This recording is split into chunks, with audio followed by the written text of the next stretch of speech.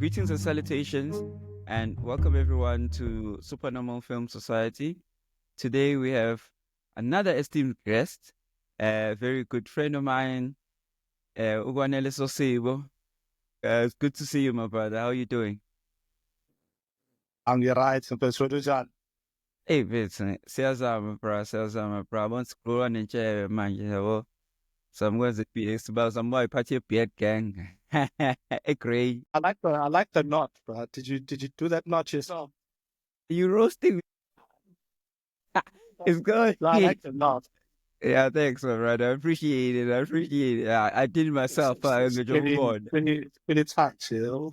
Myself okay. Yeah. I won't know. I'm like, even the posture. Not more. Yeah, you're standing on business. For people that don't know who are listening to the episode, maybe you should just like give a little bit of Uti when you talk about the pen game, when you talk about all these sort of things, because it's coded for most people who don't know the lingo like that, you know. So just to go to back, because I would say this is what we're talking about, because for most people that don't know, like, uh, hey, because CB's on a culture, man. Okay, yeah, it was always a culture, but like a lot of of journalism in South Africa, like I would say post 2000, young black uh wordsmith writing poetry, even spoken word, just ukudlala ngamagama. In that sense, this is one of the people that were in the midst of it in terms of influencing a lot of youngsters that are coming up now. But I wouldn't take it that far. I'll let, I'll let, I'll let, I'll let him mention a little bit of why Ngisho kanjalo looking shy. Over to you, my brother. Don't stretch the truth. If it's Gabi Araje, they said to me it started with I guess in the writing sense, it started with writing rhymes, yabo. Failed career as an MC led to budding career as a journalist, and then for a long time I wrote about music primarily, and then I wrote about journalism, news. I covered a lot of beats, labor, all of that shit. But I've always been interested in the arts. It's been my thing, just because of not knowing about the arts, not being formally trained in the arts, and wanting to know about the arts. So that's how it led to engage in a lot of things and kind of stretching myself out of my comfort zone. I suspect is why we're having this conversation, because I dabble in a lot of things.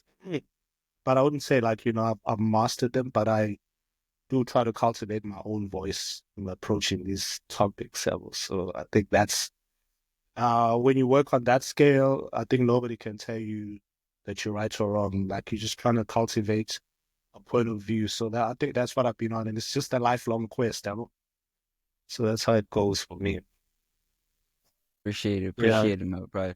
I mean, I think we share that in terms of also me not having formally trained, especially in the arts. You know, my background is totally different. You know, science is computer science, it's all those sort of things. You know, I was the nerd. That's why I got into making beats because I was the guy with the computer. And so, of course, now I'm gonna be making beats in the hood. You know, and then when you Sure. guys come through to rap over them, but then arts.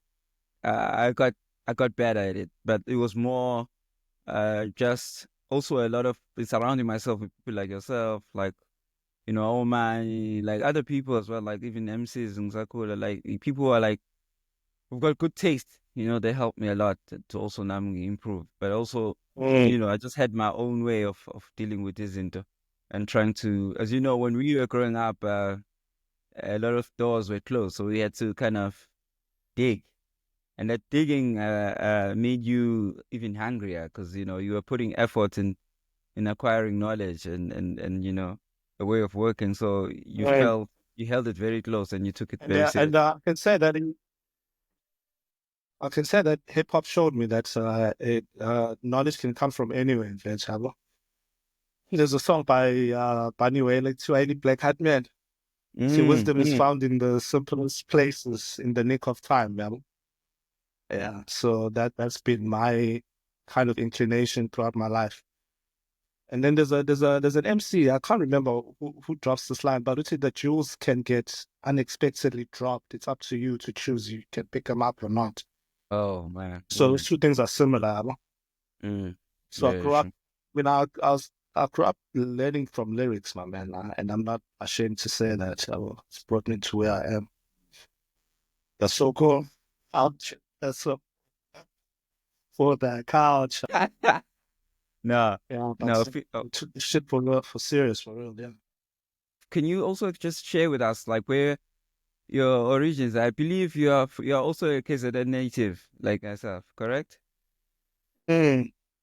Ngakhulela seminary mfethu yabo. So Yo, that's seminary seminary. yeah, yeah, Oh, yeah. That's the institution. That's the institution right there.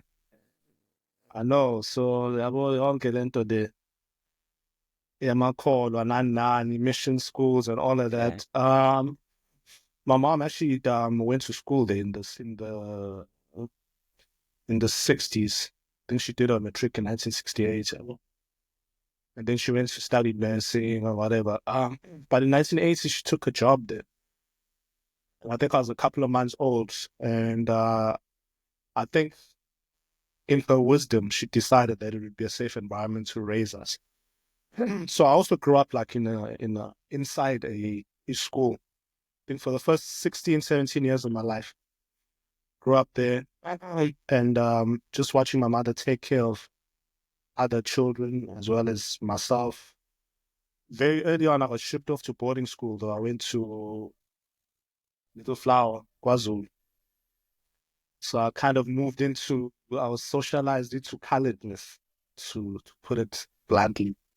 And that was a trip on its own, like understanding colorism very quickly, that even though I'm light skinned, I'm not colored.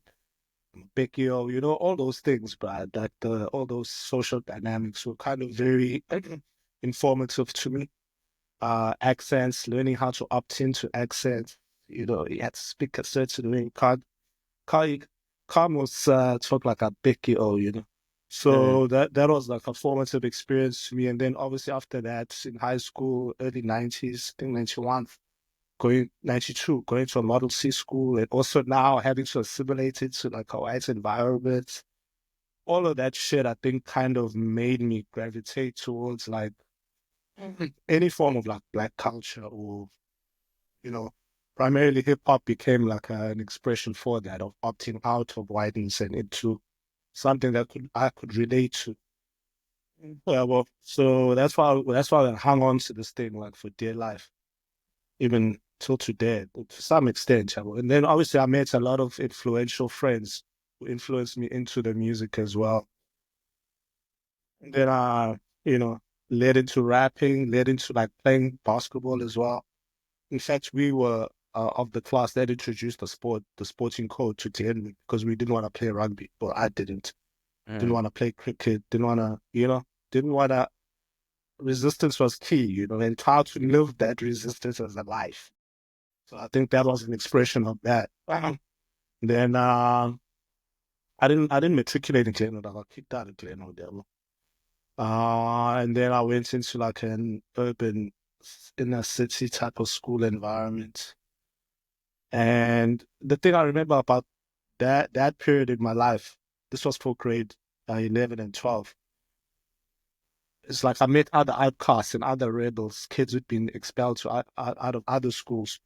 And we became a community like that as well, exchanging tapes, exchanging music. Ukuhlangana ney'ntwana ezayiphuma kuwo wonke amalokishi abethu baholo of all of that. So just kind of that lived experience of rebelliousness was kind of very catchy to me at that point. yeah. Instead of Nah, letting it sure. go and getting serious, I kind of try to build a career out of that. Yeah, Yeah. because even in journalism, I wasn't kind of like played by the book type of dude. I was always interested in the stories that were kind of less told and trying to see where, if one can develop a voice, a place for them, or maybe a place for myself, maybe I can put it that way. So, yeah, that's kind of been my career um, from then up to now. Yeah, trying to write Oh about no. hip hop, write about Kwaito, trying to cover the scene as I saw it in Durban. And then from the mid 2000s onwards, I kind of had to leave Durban, kind of had to put it in my shoe and not look back. Yeah. And I don't say that as a diss, but I got kicked out of work as well. Like I got fired from my first job. So like Durban kind of became unworkable. So I found myself in the big smokes. Yeah. No, thank you, Kwanele. Don't Kwanele. I'm sure it'll be a first time for most people hearing this backstory. It's okay, like how things happen. And I know this is like 10% is of the whole thing. Like it's a bigger. So your background is way bigger, and like you mentioned that you touched on it a little bit and some here and there in terms of uh your There's music, a your box of alliance to things. music. Yeah, yeah. There's a box with Spanish. Well, for right now, I think the current job I have, I think it's my eighth job in my life. I think the longest I've served in a job, which is an achievement, was 3 years. But I anxiety na. Now I'm not even sure I'm going to keep the one that I currently have now. And that's a feeling, Leo. I can sense when it comes to that point where I'm like, okay, they're done with me now. So anytime, Yeah. any day now. So anyway, I have another section with Supernormal Society which deals with music, and I think later on, maybe in the year, I'd invite you. I'd like for you to come back, my brother, and then break it down the music side of things, because man, you've documented a lot of people, you've covered a lot, and as well as participated in music, and in the growth of the culture in SA and internationally as well. So maybe we'll go deeper into that, like in that section. But for now, today we are here for film. We are here for favorite films specifically. I grew up in a house where we didn't have a VCR. Um, we didn't have a VCR, so that was kind of interesting in the sense, obviously, when I got my first job, like, what's the first thing I bought? I bought myself a VCR. So, but there was one December holidays where time I kind of borrowed a VCR from a friend of his. And if I can remember the films that he had there, um, I can't remember all of them, but there was La Bamba, there was Cobra, Sylvester Stallone, there was Ipapantula, there was a whole series here, Roots. Um, The can't original remember. Roots. Yeah, the Mm. Roots series. Kunta Kinte. And, hey, but yeah, but I remember Ipapantula struck a chord with me because it was kind Mm. of, I think this was in the probably 1990 or 91 or whatever when this happened when I first saw it. So it was kind of fresh. When it was um kind of like my first introduction into sort of contemporary South African film. So Mm. I think that film had a big impression on me growing up. Um, but obviously, and I think maybe that's why I kind of related to sort of hyper realism or whatever as a Mm. genre. Um, and that the performance got so much more Botania. Well, I didn't know about that guy's history or who he Mm. was. That he had this rich history in theater. But I just remember that he made a lasting impression on me. And then when I came to learn more about the film, then I kind of got to know which he was involved in the script as well. And, they had improvised on some of the sections in the film and all of that. And that's what gives the film its power.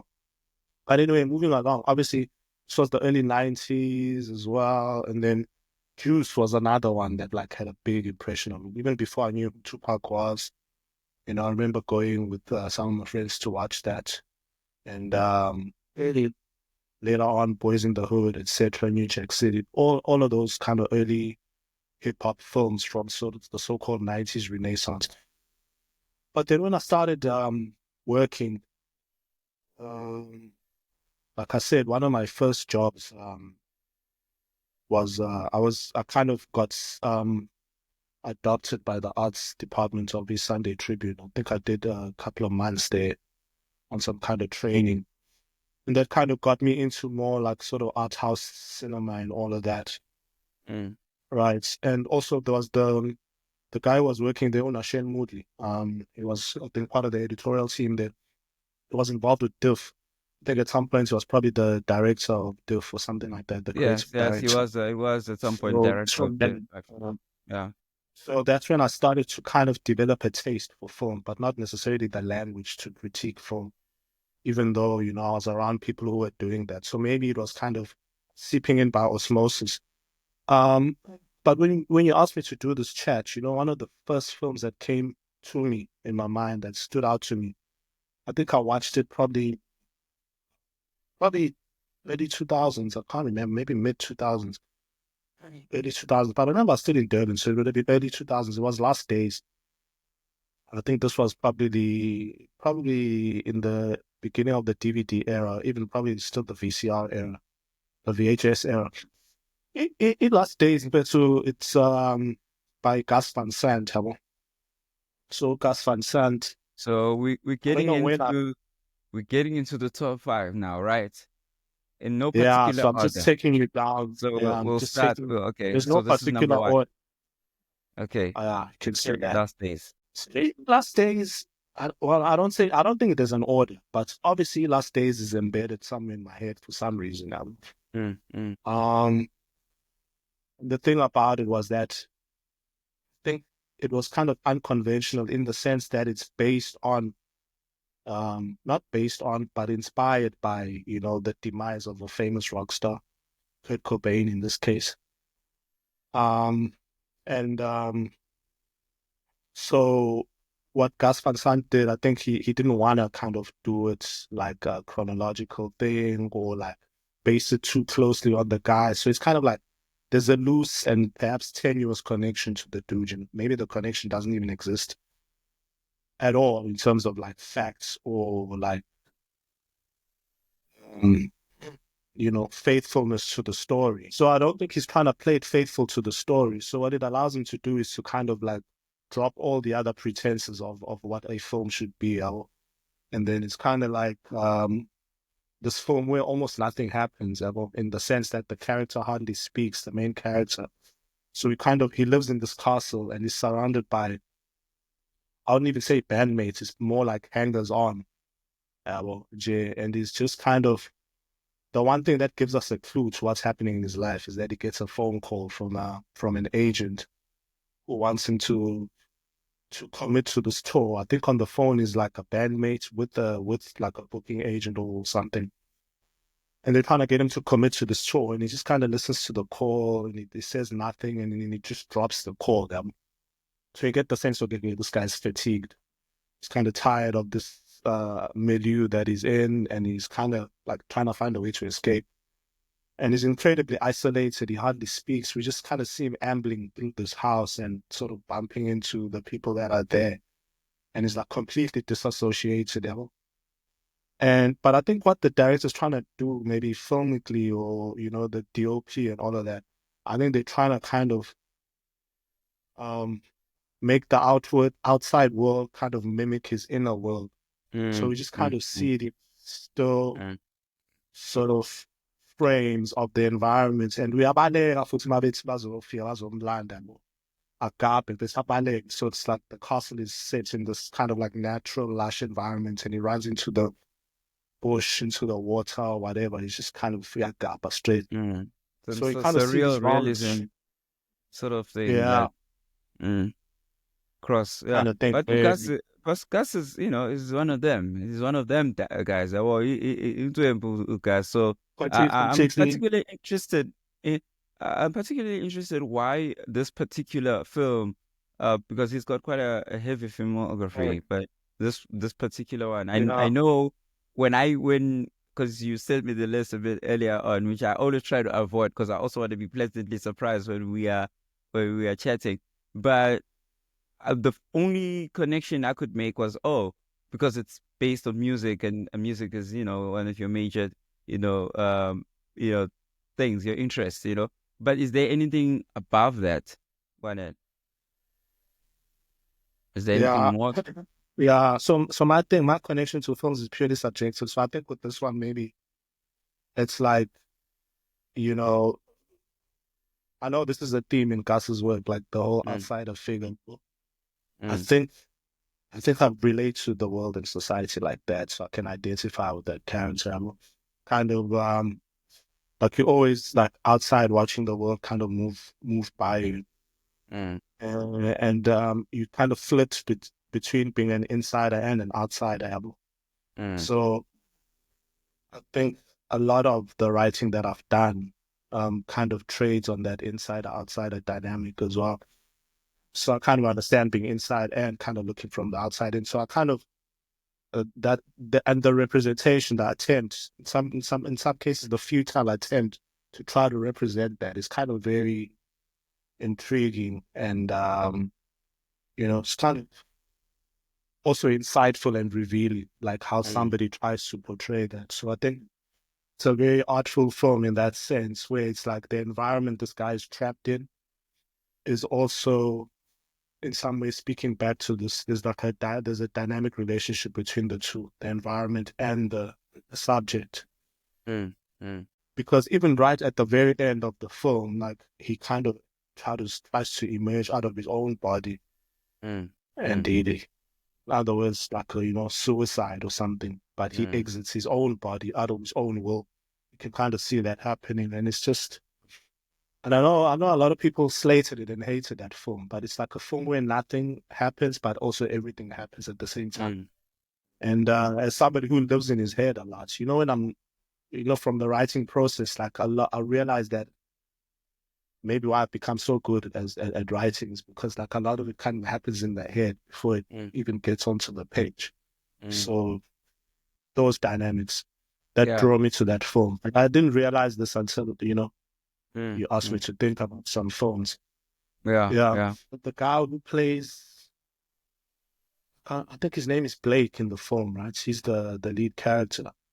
He's also like a musician. I think he's probably also a grunge musician, and he kind of talks about um the difficulty of having to base a character on somebody who's well known, Yes, but where yeah. the point is trying to move away from that sort of association. Your Um, biopics are and the just by difficulty very of doing, nature very yeah, challenging. They're very challenging, and it's a very unconventional one. So that was a nice, departure. I think a good job was done there to depart from your typical biopic. But I've seen in the recent years more and more, particularly around musicians, biopics based around musicians are sort of like trying to also look at angles on how to do this in a way that's not typically, just traditional and, um, but I think that's a good example, the one you mentioned now, because of course it's also in the hands of a very deft and capable filmmaker.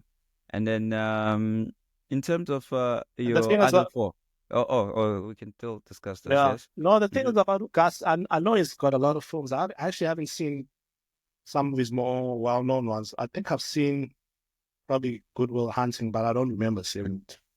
The only other film of his I remember seeing is Elephant, where again he also tackles like a very big subject through like this internal mode of storytelling, which is the theme, right? The thing about being specific to one story, and therefore it can become relevant to everyone. So I think that's Mm, that.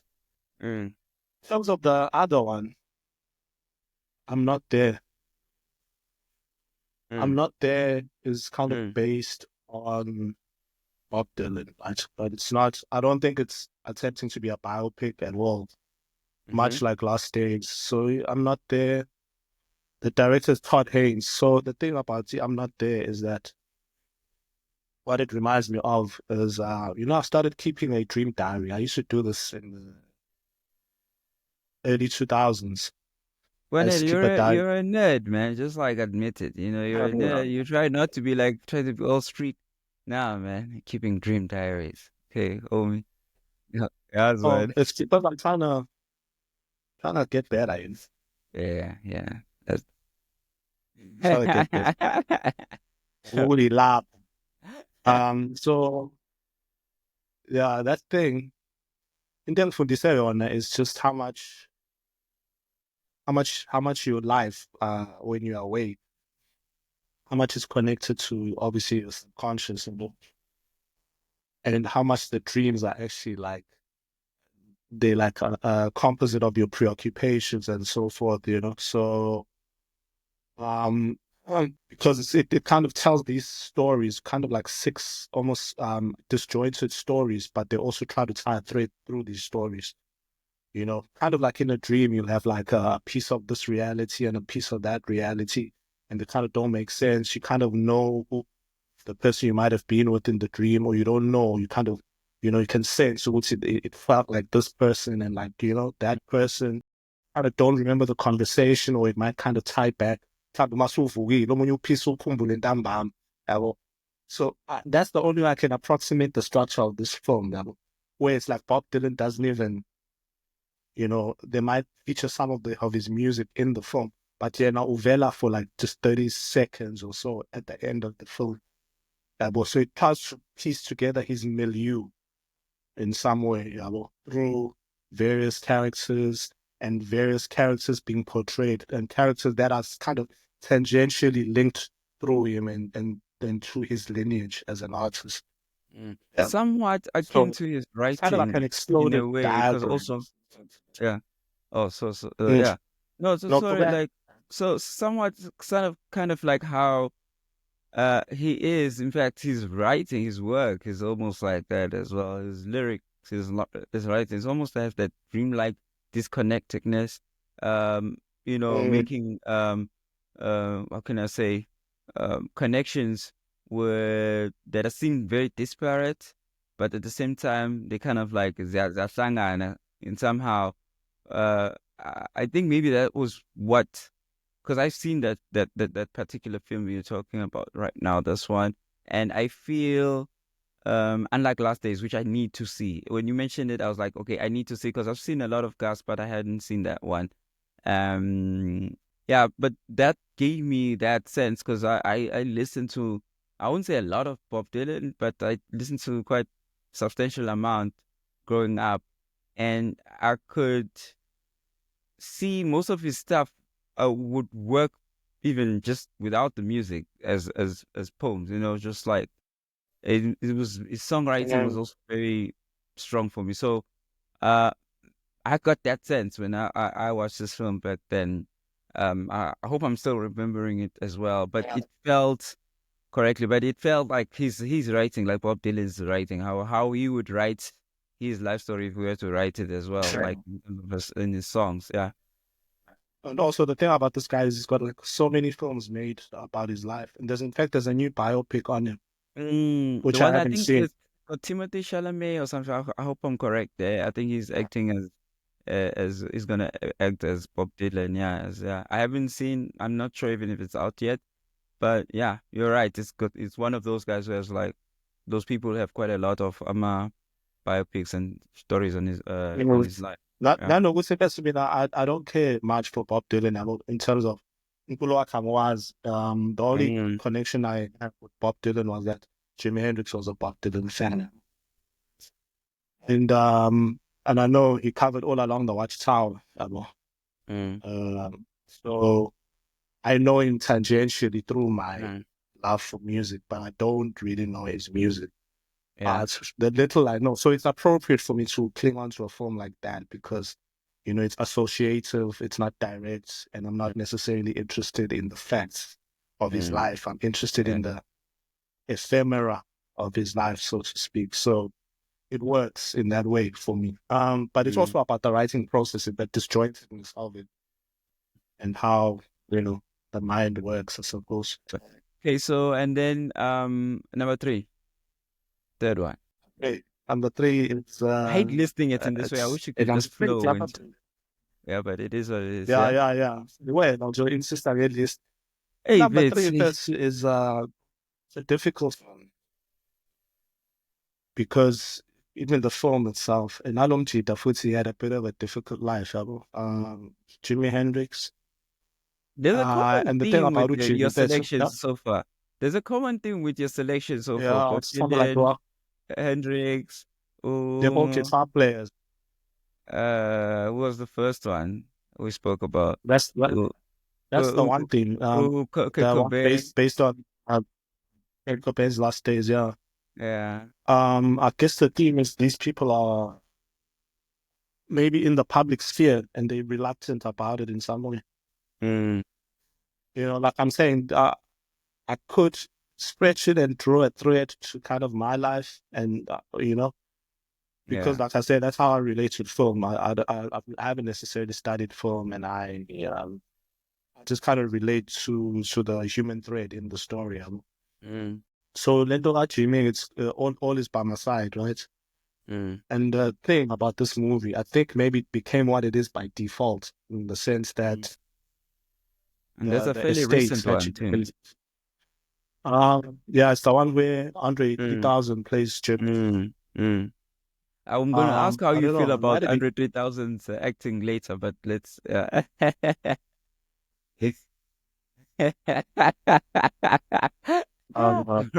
Sure. well, you're throwing shade.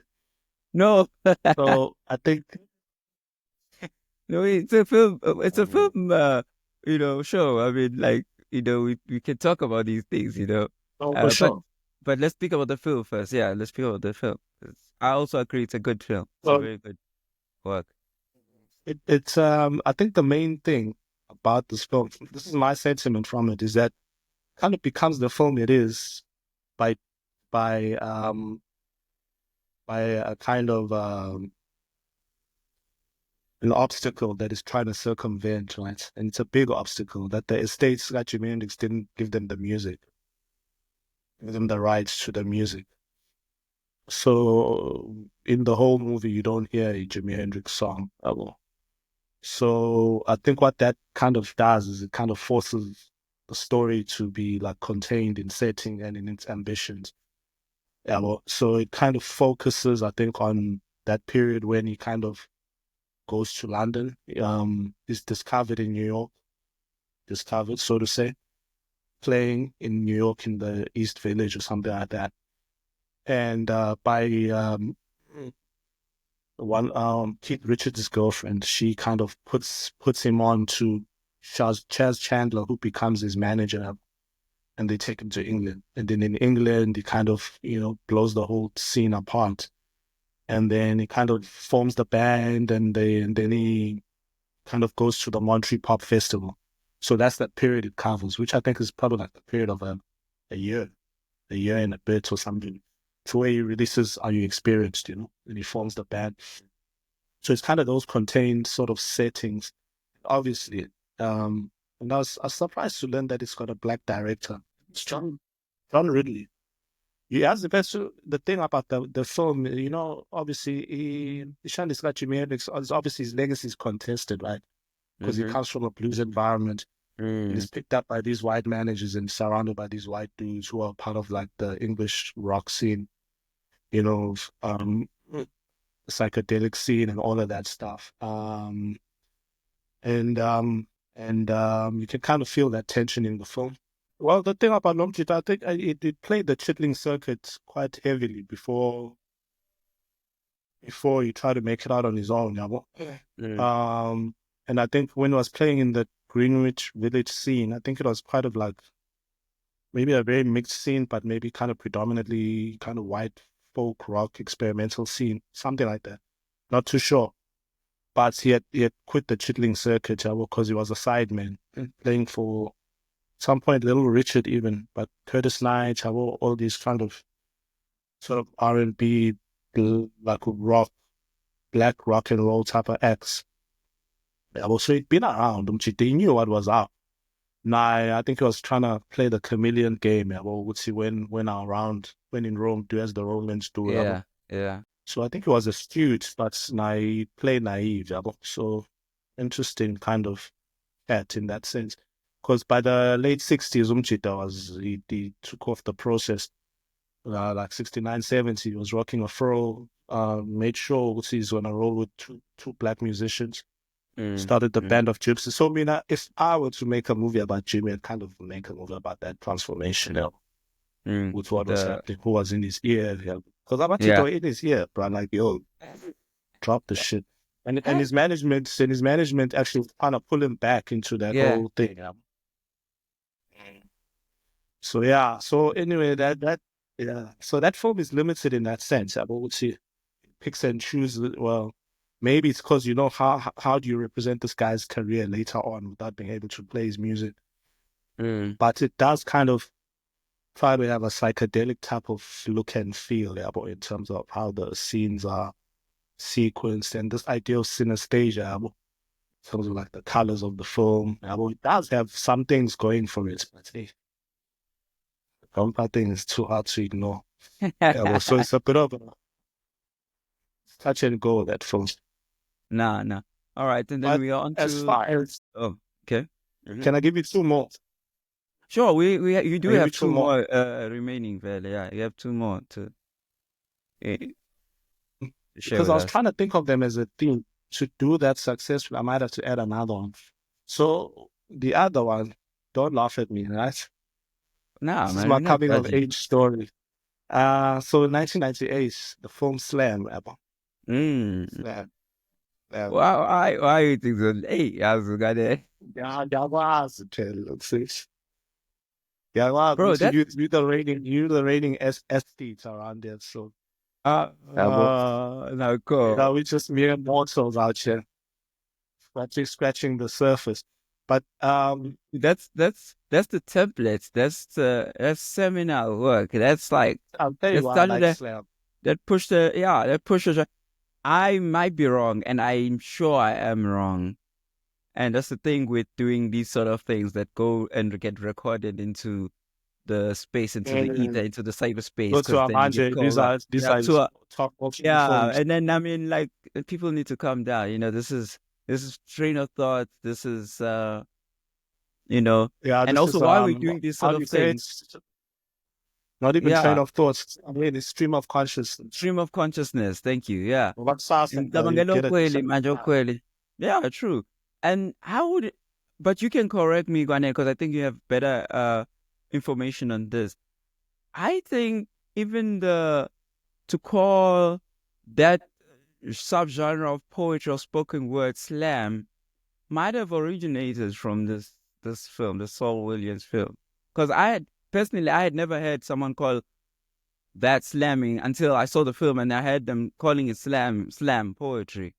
And Mm. maybe if not from the film, then from around Saul Williams, then, him not say inventing to say, so to speak, but like being one of the originators of that style, of the styling.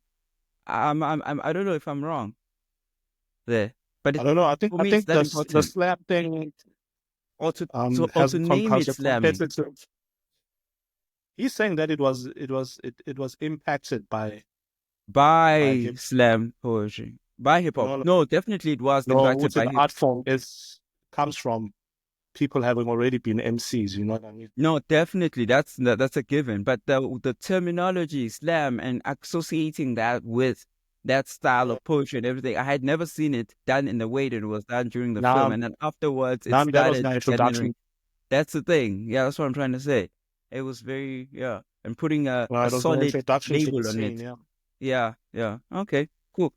Yeah, enough about me but again, and my. Slam. This was the whole influence yet. Diff, let's say we now. Mm, That's how I was coming across all these films. mm, And I don't know who suggested us to go see it. I think it might have been Lamachitang Spanner now. mm. He suggested I see that film. Clack clack.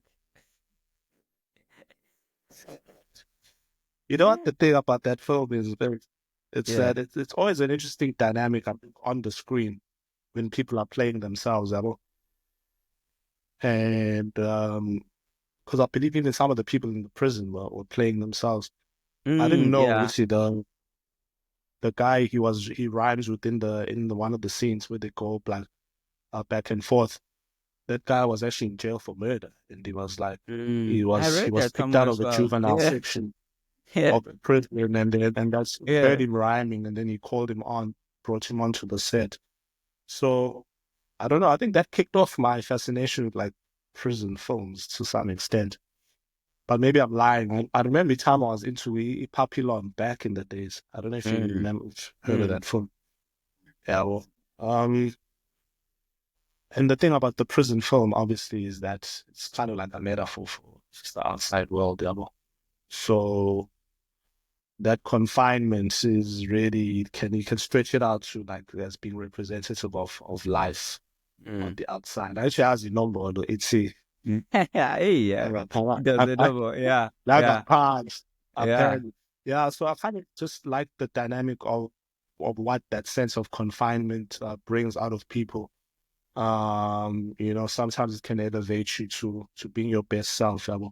And obviously it's analogous to iy'mpilo zethu abantu abamnyama. South Africa now is just one big fucking open air prison. Not Mm, to get too grim, but about yeah. that film in particular, I like the Bonds Malone bit. Where people are acting, but they're not acting. Bonds Malone, it was my first time coming across him as a person, and also to know that he's a writer himself. So I kind of like that aspect when writers play writers, because there's an interiority to the process, but there's also that dynamic of trying to escape something being overwritten, but also, you're playing around with various different sort of writing styles and writing languages. And those all come together and they push and pull against each other. And some of obviously, it becomes very obvious in the poetry scenes in the movie, but you can kind of see that people are kind of freestyling because they have that innate ability to write. The director kind of lets them go and Mm, just kind mm, of, so it kind of creates a looseness to the action and to the scripts, to that feeling and that dynamic where it tightens up and loosens up, tightens up and loosens up. So it kind of feels different, when you're watching, but you're not sure why until you kind of get to know the backstory. We'll see how are these people connected to this art form and to this environment. Now, it's a very visceral film. That's one thing I must say about it. It definitely for me, I, I forget it, but then when I remember it, I have the same emotional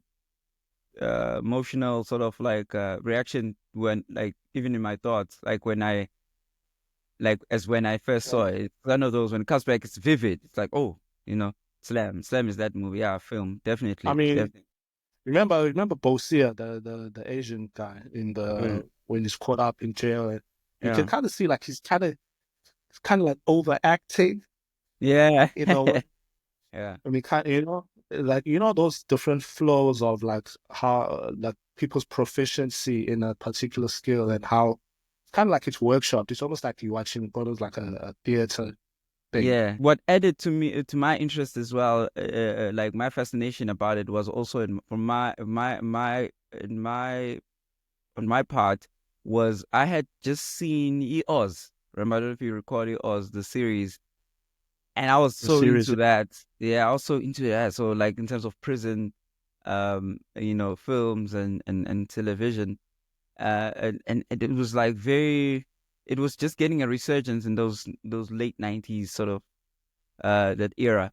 So Yeah. that also added to me. So I was like, okay, man, this is like Oz, but with slam with poetry and hip hop. This is crazy, And of course, Yeah. Saul, they just like steals the show there and just runs with it, man. The soundtrack, whoo, I bought the soundtrack by the way as well. Immediately ran to Premiere Music. Remember in Durban we had Premiere Music. Sure, Ran sure. there. I was like, ASAP, I need to get Slam the soundtrack, which I still regard as one of the best movie soundtracks of all time. Because most of the songs that are on the Slam soundtrack are actually not in the film.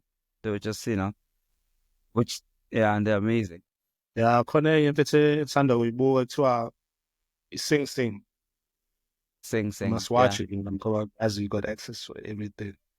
I-Sing What are Sing you saying? Good mfethu. thing the extra saving. Hey, I was like, I do though. I Yeah, do. wow. Yeah, that's the fact. I do.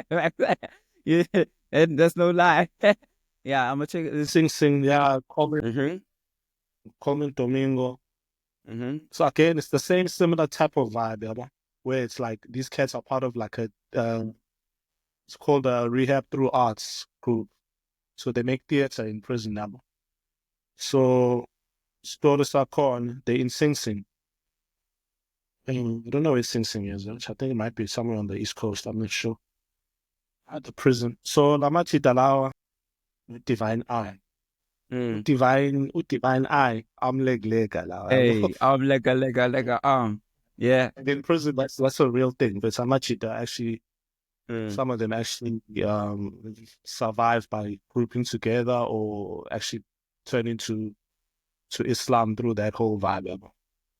So it was interesting to see those characters represented in film because I'd never actually seen that. Was that kind of come through to Dumbledore Fagi emblem now or Divine Art. So the one guy is playing himself, Clarence McLean, and the other guy, Colin Domingo, is playing a character based on a real dude. But these cats are part of like a theater program at JED. Um, and I don't So know it is why they want to also recruit this guy. a film. So it's also a film based That's in prison. on representing Yeah, prison. it's based on reality. Yeah, and Okay. a lot of the actors are actually were inmates and they were actually part of this program. But mind you, Coleman Domingo is not in a part of that world, and he's the leading Mm. character. Mm. And in the film, he has to play against Umchita Oidlala. They compete for a leading role in one of the plays. And I think for me, the fascinating thing was watching that dynamic happen, because Coleman Domingo is nice. He's got serious acting chops, Mm-hmm. but he's coming from the acting world. And Lamachi, that they learn to act through their incarceration. Some of the people in the cast, especially the guy who is like a co-lead actor with, just watching that different dynamic yabo, of umuntu edlala yena nomuntu edlala iphathi yomuntu. Mm. And it's kind of like, okay, so there's a literal kind of depiction of them competing for a part, but then there's this other sort of dynamic in the whole film where it's this tussle of these different approaches to acting Mm. and performance Mm. throughout Mm. the film now. And that tussle is where the interesting tension in the story is, and it's carried throughout, and it's where the other Mm. guy is referencing his younger self. The other guy is kind of referencing research and whatever the methodology of acting. So those two approaches, damn, bro, you kind of learn so much about the process of acting just by watching the film.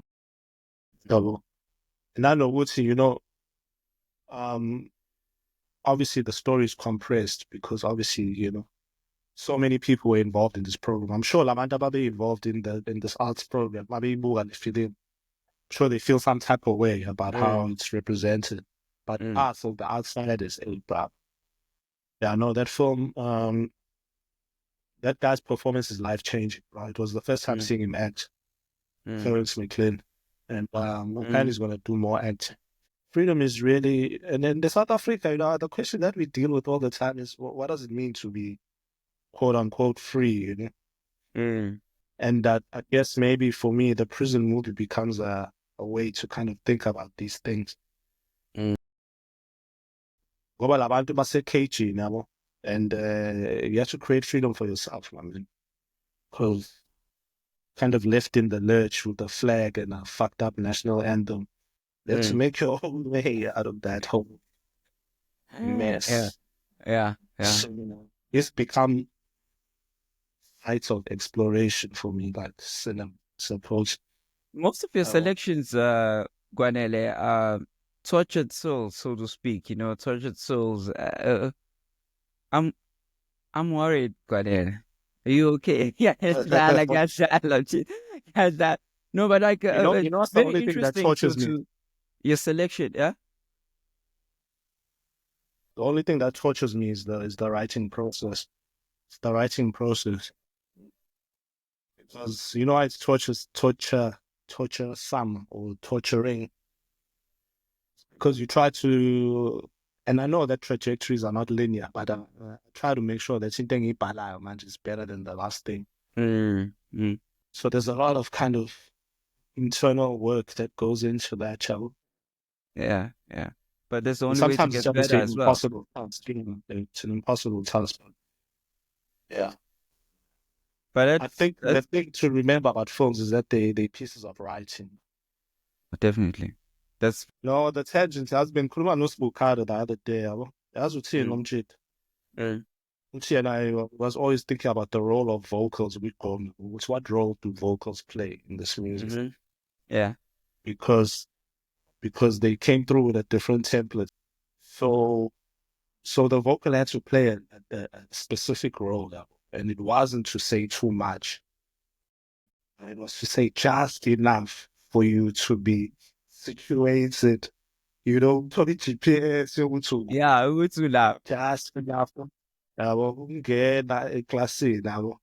But not to say too much, because when you say too much now, yabo, now you're Mm-hmm. telling and you're not showing. Yeah. You're not showing. Yeah. I think it applies to film in some of the songs. Firstly, I ain't hard to find. That's Ah, that's number one. I Number take two, you to Simpson. I ain't hard to find. I mean, the D. ngabe udlala ngabo, usakwazi ukungithola. Yeah. Number two, never let your so-called mans know your plan. So that's the plan. I think when I get Shebeli, Ah, yeah, yeah. And okay, no, there's a film I wanted to ask you about, but it's not important. okay. Oh, no, no. What, What what I is it? will What's say, the film? Yeah, what is the film, no, man? I wanted That's to it. ask you to what you thought of Parasite, because Mm-hmm. I wanted to include it in the whole prison section level. Oh, because they are in Parasite. the basement, they are stuck there in the family. Yeah, it could in a way. Yeah, it could they're imprisoned in a way. Yeah, you could look at it. Well, not really imprisoned, but they are, you know, in Yeah, a in just a they can't come I out. guess Obviously, it's a prison of their own making, this but it's will have there. Hmm? yeah. Nano ukuthi also there's nano ukuthi abantu babenemali mfethu and they so-called well-to-do. It doesn't mean they are also confined to particular things or even confined by their wealth Mm, mm, to mm. live certain lives.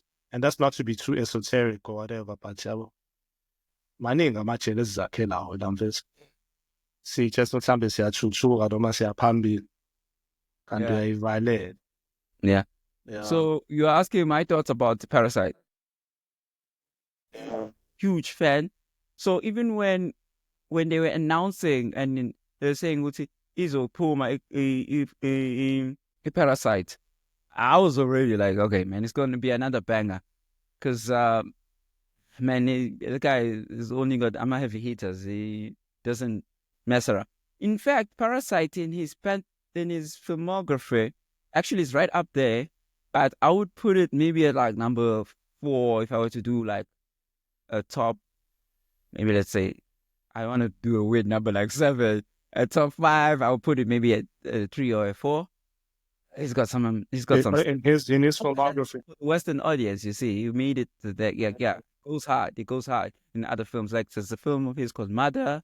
He's done Mother. Like, cause I did a list a while ago, a few years ago when it came out. Parasites, because people were like hyped out, like it's like out of the blue. I'm like, yo, this guy's been doing this like 2 decades of bangers. This is like at the rear end of his career when it's like, okay, now he needs to break out to the Western audience, which is not a bad thing, but like, Yeah. I won't cheat the face Yeah. And I as think that's the phezulu first judge, yeah. Too no, I'm harsh, yeah. fucking now when I was when I'm a film. Yeah. Bonjour. No, but I thought it relates to the steam, Uh, yeah, let me start. Yeah, barking dogs never bite. Memories of murder. The host, murder. Snowpiercer. Okja is actually the worst. And for personally for me, and it's a shame because he knows Tilda Swinton in it, and then Parasite came after that. So I would put Imada 2009 if you could just check that out. But that wasn't your question. You just got me hyped because I'm really into Yeah. Korean cinema and I love these guys' stuff. So I would say for I don't Parasite, know. I loved it, I man. think It's a I great think I film. tried to watch it. Gonji, what's the plot line? Yeah, I Mother. think I remember. I don't know if I played there. Doesn't I think I yeah. probably will. It's this guy who, and then there's also Memories of Murder. That's also one of his great ones. So in Mother, hey man, I think Mother is number 1 for him. Yeah, Mother's Is number. it? I highly recommend you check it out. You were very helpful and you were very willing to be part of this mess. So I appreciate that very much. And then yeah, so if you could just say your last words to the audience, and then we can just wrap this up. And yeah, Thanks, Fitz, for even starting this whole platform level. Because not just Guguzela, a lot of times we sleep on our own shit, and I think you've taken it upon yourself to just trust yourself. So that's a good example for me. Thank you, Pa. And thanks to everybody who thinks there's something to gain from this. from this, yeah, yeah. And Sebo Gwandawasa, who joined us. Thanks to everyone who joined us today. And yeah, you'll find the episode on all platforms. It's on Apple Podcasts, it's on Spotify, it's also on YouTube. I'm trying to get it on more platforms, but I don't have the time. But I'll try my best, and I'm old, so so my sleep is very important now. I've realized. So thank you for joining us, Sibonge, and until the next one. Cheers.